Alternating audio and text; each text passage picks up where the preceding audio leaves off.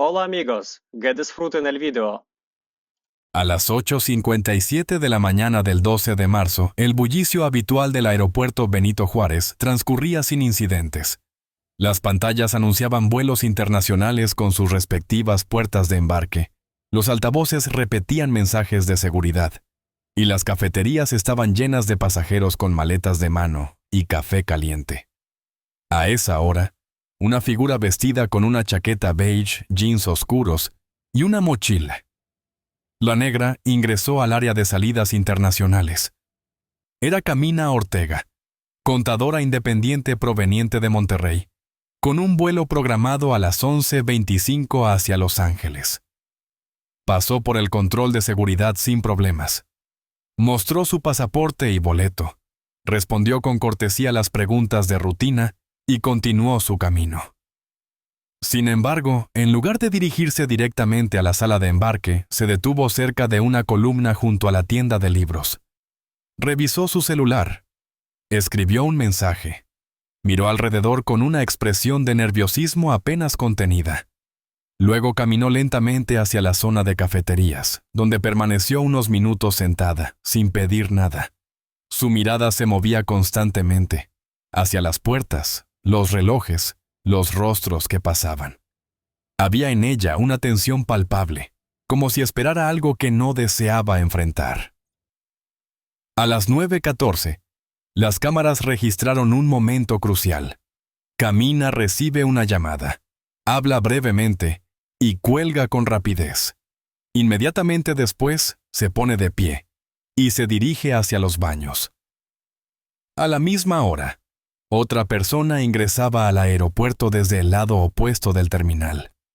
Lorenzo Gálvez, un hombre alto, bien vestido, con un portafolio de cuero en la mano. Era conocido públicamente como el director ejecutivo de Javacore, una empresa tecnológica en expansión. Pero para Camina era otra cosa. Su exmarido y, según mensajes privados encontrados más tarde, alguien de quien temía profundamente. Lorenzo no se dirigió a los mostradores de registro ni a las puertas de embarque. En su lugar, se movía entre pasillos, deteniéndose frente a las pantallas de información, observando a su alrededor con atención meticulosa. A las 10:03 se situó cerca del área de espera frente a la puerta 23 y consultó su celular. El sistema de seguridad registró que usaba una aplicación de mensajería cifrada. Su expresión era impenetrable, pero su mirada delataba un objetivo claro. Buscaba a alguien, a Camina. Las trayectorias de ambos se acercaban, separadas por minutos, pero destinadas a cruzarse. Cada uno actuaba como si jugara una partida distinta, pero solo uno conocía las verdaderas reglas. Camina intentaba disimular el miedo con movimientos calculados, mientras que Lorenzo se movía con la seguridad de quien ya había previsto cada reacción. Nadie más parecía notar la tensión entre esas dos figuras atrapadas en el vaivén de un aeropuerto. A las 10:43, las cámaras mostraron por última vez a Camina caminando hacia los baños del ala C. En 40 minutos, su destino y el de Lorenzo quedarían sellados para siempre. Durante los 3 meses previos al vuelo, la vida de Camina Ortega estuvo marcada por una secuencia precisa de intentos frustrados y decisiones tomadas en silencio. Según las investigaciones posteriores, había reservado pasajes internacionales en 3 ocasiones diferentes, con destinos diversos, pero todos con un mismo propósito: salir del país sin ser detectada. Cada vez, algo impedía su partida. En una ocasión, el sistema de la aerolínea presentó una supuesta falla que anuló su boleto minutos antes del embarque. En otra, se le informó de una irregularidad en su pasaporte, aunque este había sido renovado recientemente. La tercera vez, el nombre de Camina simplemente desapareció de la lista de pasajeros, sin explicación alguna por parte del personal de la aerolínea. Esos eventos no podían ser considerados meras coincidencias. El detective Alejandro Ruiz, asignado al caso días después del incidente en el aeropuerto, rastreó los accesos digitales a los sistemas de migración. Allí descubrió una correlación inquietante. Los 3 fallos técnicos coincidían con registros de acceso realizados por un consultor externo, vinculado informalmente con Java-Core, la empresa dirigida por Lorenzo Gálvez. No existían contratos oficiales ni documentos que acreditaran esa relación, pero las conexiones eran claras. El consultor había trabajado anteriormente en seguridad informática y tenía capacidad para intervenir bases de datos sensibles. Todo indicaba que los obstáculos en las salidas internacionales de Camina no eran fortuitos, sino deliberadamente orquestados. Camina no había denunciado formalmente ninguna amenaza. No existían registros policiales, ni órdenes de alejamiento. Sin embargo, los mensajes encontrados en su teléfono y en correos enviados a su hermana, Adela García, residente en Los Ángeles, reflejaban con claridad un estado de vigilancia constante. En uno de ellos, Camina escribió que vivía en una caja de cristal, donde todo se ve, pero nadie actúa. Hablaba de movimientos vigilados, llamadas sospechosas y la certeza de que cada paso que daba era seguido de cerca. Sus mensajes nunca mencionaban violencia física, pero describían una sensación de encierro invisible, reforzada por un miedo persistente e irracional. El contenido de su ordenador portátil reveló otra dimensión del problema. Oculto en una carpeta cifrada, se halló un archivo extenso con documentos financieros, planillas de transferencias, firmas digitales y registros contables vinculados a estructuras de evasión fiscal mediante empresas offshore. Las entidades implicadas mantenían relación directa con Java-Core y con cuentas en paraísos fiscales. Camina, en su rol como contadora, había tenido acceso a esa información como parte de una auditoría interna. Según se dedujo, había comenzado a recopilar evidencia al percibir irregularidades que la comprometían legal y éticamente. La decisión de salir del país no respondía a un deseo personal, sino a una necesidad urgente de protección y denuncia. Todo estaba planificado con precisión. El pasaje, la visa, el alojamiento temporal en casa de su hermana, incluso una cita en el consulado mexicano en Los Ángeles. Pero había una pieza que no pudo controlar. Lorenzo ya conocía el plan. Aunque nunca la confrontó directamente, sus acciones mostraban una clara intención de mantenerla cerca, silenciosa y fuera del alcance de las autoridades extranjeras. Camina no huía por miedo irracional, huía porque sabía demasiado. A las 10:15, Camina Ortega permanecía en una de las zonas intermedias del terminal, evitando la cercanía directa con la puerta de embarque. No parecía perdida, pero sí excesivamente atenta a su entorno.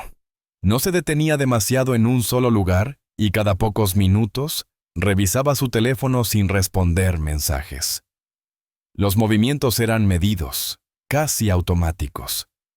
Quienes la observaban casualmente veían a una pasajera común, pero las grabaciones de seguridad mostraban a una mujer bajo presión, consciente de estar siendo observada. Mientras tanto, Lorenzo Gálvez se desplazaba por el aeropuerto con aparente calma. Sus recorridos no seguían una línea lógica según el flujo de pasajeros, sino una trayectoria premeditada.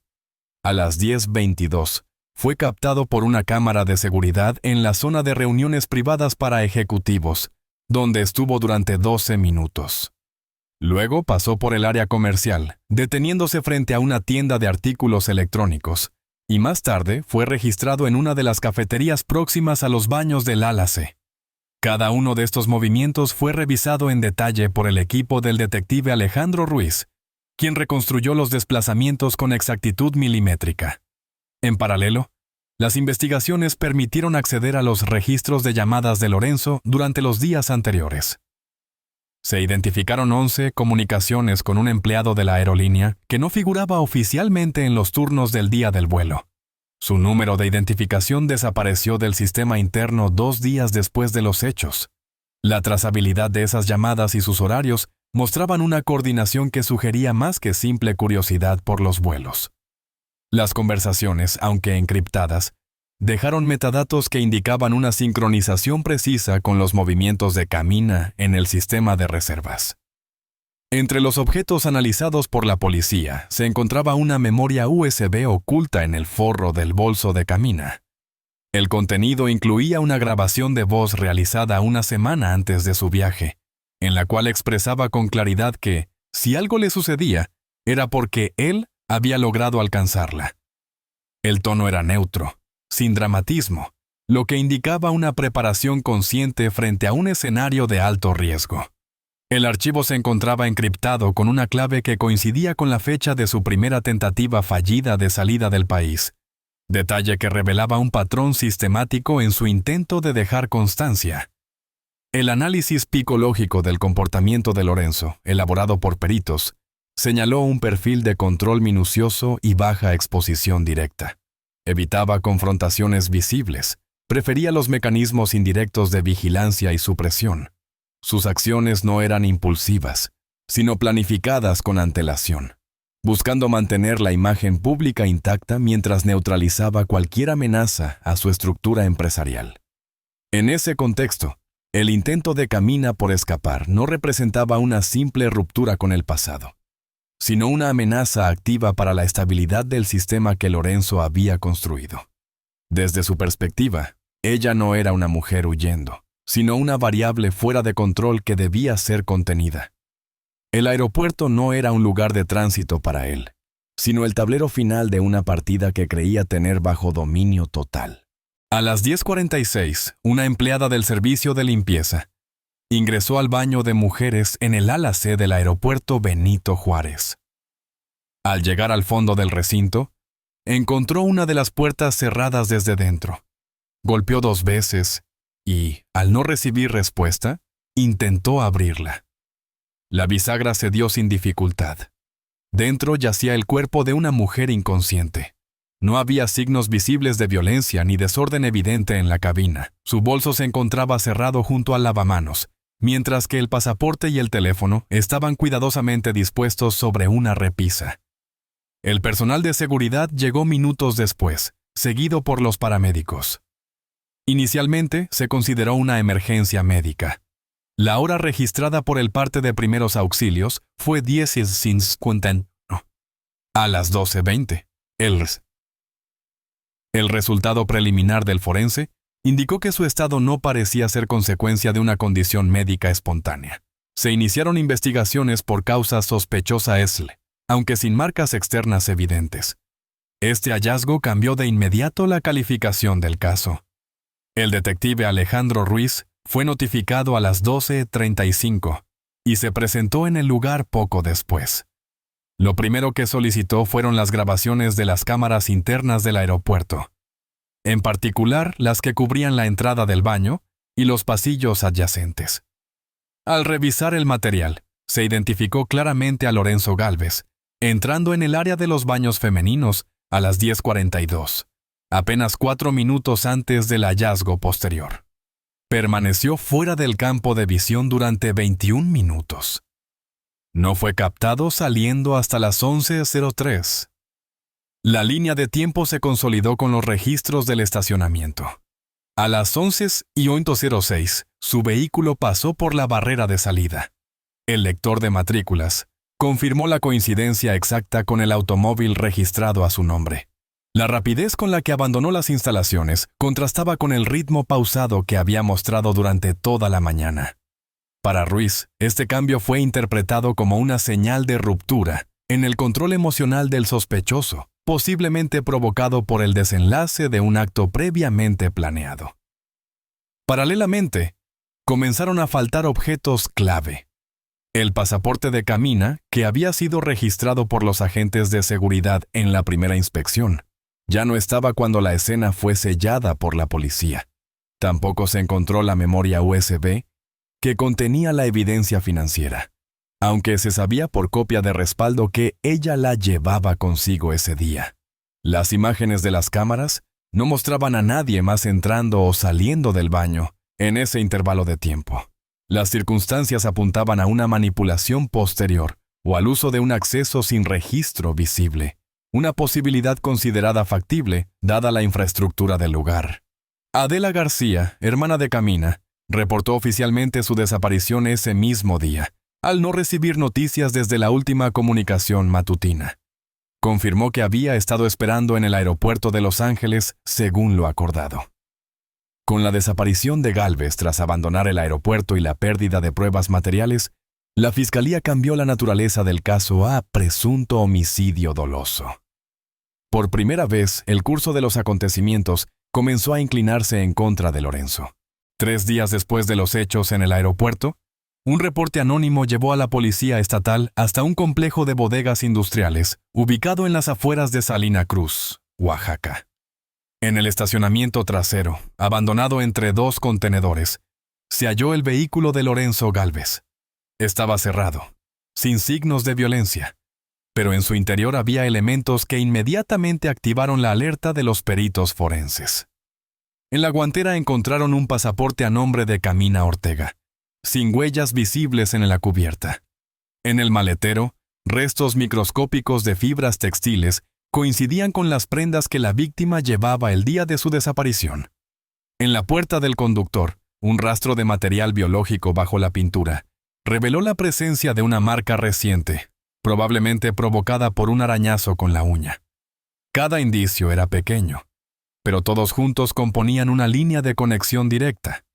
Las cámaras de vigilancia de la zona industrial, aunque de baja resolución, mostraban a un hombre con rasgos coincidentes con Gálvez, arrojando una bolsa de gran tamaño en uno de los contenedores de basura industrial a las 11:40 de la mañana del mismo día del hallazgo.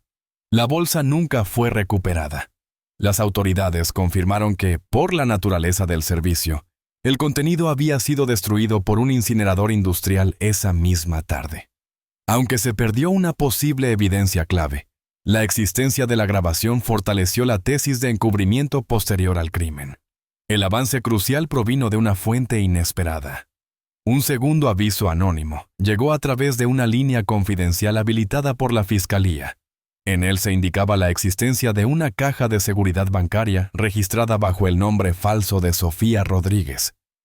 Al investigar, se comprobó que dicha identidad correspondía a una cuenta abierta en un banco privado de Ciudad de México, con uso esporádico y sin actividad reciente. Con orden judicial, se accedió al contenido. Un conjunto de documentos impresos, copias digitales, recibos firmados y una serie de grabaciones en formato comprimido. Todo estaba etiquetado y organizado con precisión. Allí se incluía, entre otros archivos, un documento interno de Javacor titulado Estrategia de Contención, Activos Sensibles, donde figuraba la firma de Lorenzo Gálvez.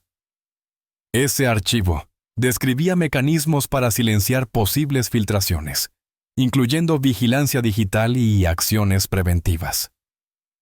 La aparición de este material transformó por completo la investigación. Por primera vez, se contaba con un vínculo directo entre la víctima, el sospechoso, y un posible móvil corporativo. Las pruebas ya no solo sugerían una relación personal conflictiva, sino una operación estructurada para ocultar delitos financieros de gran escala. Alejandro Ruiz expuso en una conferencia de prensa los hallazgos más relevantes, confirmando oficialmente que Camina Ortega había sido silenciada como parte de un intento de ocultar evidencia crítica. 24 horas después, Lorenzo Gálvez fue localizado en un hotel de carretera a las afueras de Tepic. No opuso resistencia al arresto. Su estado era sereno, pero distante. Durante el traslado evitó todo contacto visual y no respondió a ninguna pregunta. Su comportamiento indicaba resignación, no arrepentimiento. Para los investigadores, estaba claro. El silencio era su última estrategia. El juicio contra Lorenzo Gálvez se convirtió en uno de los procesos judiciales más seguidos del año en México. Durante semanas, los medios nacionales e internacionales cubrieron cada fase del proceso con minuciosidad. Las transmisiones en vivo desde la sala del tribunal, los análisis jurídicos y las declaraciones de expertos mantenían la atención pública centrada en el caso. A diferencia de otros procesos similares, este no se centraba únicamente en el acto criminal, sino en su contexto estructural. El entrelazamiento entre intereses empresariales, silencios institucionales y la figura de una víctima que había intentado actuar dentro de los márgenes de la ley. El tribunal aceptó un total de 37 elementos de prueba. Entre ellos, 6 peritajes técnicos, grabaciones de cámaras de seguridad, registros bancarios y el contenido completo de la caja de seguridad vinculada a la identidad falsa empleada por Camina. La evidencia principal fue el documento titulado Estrategia de contención, activos sensibles, firmado digitalmente por Gálvez y verificado por peritos en autenticación documental. Este archivo no solo confirmaba que Java Core conocía las actividades de Camina, sino que además demostraba la existencia de un plan sistemático para eliminar amenazas internas a través de mecanismos extralegales. Durante las audiencias, Gálvez mantuvo una postura de completo silencio. Rechazó declarar, no presentó testigos de descargo y delegó toda su defensa a su equipo legal. El análisis pisológico elaborado por especialistas indicó una actitud narcisista con rasgos de desvinculación emocional. Para los peritos, su mutismo no era muestra de culpabilidad aceptada, sino parte de una estrategia calculada para evitar errores discursivos y mantener una imagen de control ante la opinión pública. El momento más determinante del juicio llegó con la presentación de las grabaciones encontradas en la memoria digital de la caja de seguridad. En ella se escuchaban fragmentos de reuniones internas donde se mencionaba a Camina por nombre, señalando su acceso a información delicada y su intención de acudir a instancias legales extranjeras. En una de las cintas, una voz identificada como la de Gálvez afirmaba que las acciones deben ser contenidas antes de que generen consecuencias más serias. La Fiscalía interpretó esta frase como una instrucción directa y la utilizó como eje central de la acusación por homicidio doloso con premeditación. El fallo fue unánime. El tribunal condenó a Lorenzo Gálvez a 45 años de prisión sin posibilidad de reducción por buena conducta ni beneficios de preliberación. Además, se ordenó la intervención estatal de las operaciones financieras de Java Core y se abrió una investigación paralela sobre las responsabilidades administrativas y penales de sus altos directivos. Adela García, hermana de Camina, fundó meses después una organización en su memoria para apoyar a mujeres en contextos de persecución institucional o violencia económica. El fondo lleva su nombre y trabaja en coordinación con organismos de derechos humanos. Un año más tarde, se inauguró un pequeño jardín conmemorativo en Monterrey, donde fue plantado un arce canadiense en homenaje a su vida y a su decisión de no guardar silencio. La historia de Camina Ortega, más allá de su tragedia, fue entendida como una advertencia y una promesa. Incluso el silencio deja huellas. Queridos amigos, esta es una historia ficticia, creada con fines artísticos. Sin embargo, los hechos que aquí se narran bien podrían suceder en la vida real, pues están basados en emociones humanas profundas y, a veces, destructivas. Los celos, la pasión, el resentimiento. Este relato muestra cómo un solo paso en falso puede llevar a la tragedia. No justificamos ni respaldamos el comportamiento de los personajes. Por el contrario, esta historia condena toda forma de violencia, manipulación y crueldad. A través de sus escenas, queremos invitar a la reflexión sobre los límites personales, la confianza y el alto precio que puede tener una decisión impulsiva. Por favor, no imiten lo que han visto en este video. Todo lo mostrado es una interpretación artística. Si están enfrentando una situación de peligro o conocen a alguien que lo esté, no duden en acudir a las autoridades o servicios de ayuda. Recuerden, la ayuda real existe y no están solos. Cuídense mucho y protejan a sus seres queridos. Gracias por su atención. Gracias por ver. Hasta pronto, amigos.